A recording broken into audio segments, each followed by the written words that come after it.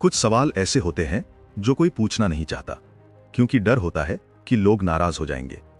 पर सच यही है, अगर सवाल नहीं उठेगा तो भक्ति धीरे धीरे तमाशा बन जाएगी। ये वीडियो किसी व्यक्ति या संत पर नहीं है, ये एक प्रवृत्ति पर सवाल है जो धीरे धीरे हमारे धर्म को खोखला कर रही है। आज मंच पर भक्ति नहीं, प्रदर्शन होता है। कहीं कोई राम बन के नाच रहा है, कहीं कोई कृष्ण बनकर सेल्फी ले रहा है और भीड़ तालियां बजा रही है, मानो धर्म नहीं मनोरंजन चल रहा हो। और जब ये सब होता है, मंच के उस पार बैठे संत मौन रहते हैं। ये मौन क्या सहमति है?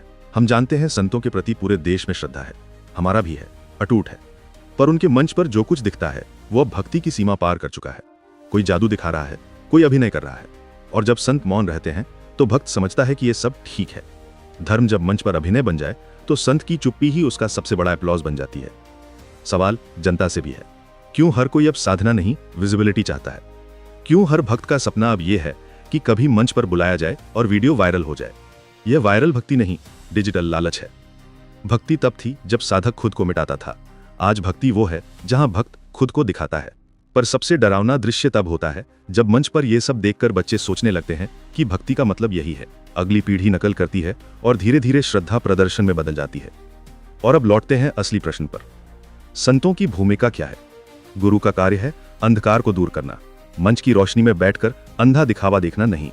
गुरु मौन रह सकते हैं, पर जब उनका मौन गलत को वैध बना दे तो वो भी एक प्रकार का अपराध है।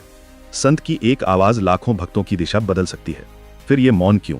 और इसी बीच हिमालय, जंगलों और शमशानों में एक और वर्ग है, शैव साधक, जो इस दिखावे से बहुत दूर है।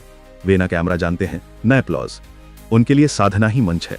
वे मौन है, पर उनका मौन सच्चा है, क्योंकि वह भक्ति से भरा है, ना कि सुविधा से। पर उनका यह दूर रहना, उनका यह मौन भी खतरनाक हो सकता है, क्योंकि जब सच्चे लोग चुप रहते हैं तो नकली लोग मंच पर बोलने लगते हैं। भक्ति का अर्थ प्रदर्शन नहीं, परिवर्तन है।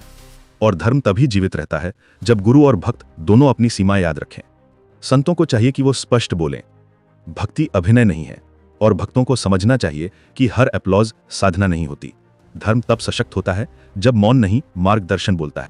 ये समय है जब संतों की चुप्पी भी एक संदेश दे रही है कि अब उन्हें बोलना होगा, मंच बदलना होगा, भक्ति को उसकी गहराई वापस देनी होगी। और शैव साधकों को भी यह समझना होगा कि केवल जंगल में मौन रहना काफी नहीं, कभी कभी पर्वत से आवाज भी उतरनी चाहिए। क्योंकि धर्म को आज मार्गदर्शन चाहिए, मनोरंजन नहीं। हमारा उद्देश्य किसी को गिराना नहीं, केवल ये दिखाना है कि जब भक्ति तमाशा बन जाती है तो संत और साधक दोनों की परीक्षा शुरू हो जाती है। अगर आप मानते हैं कि धर्म का स्वर फिर से गूंजना चाहिए तो कमेंट में केवल एक शब्द लिखो, जागरण। और याद रखो, भक्ति वही है जो हमें भीतर बदल दे, ना कि मंच पर चमका दे।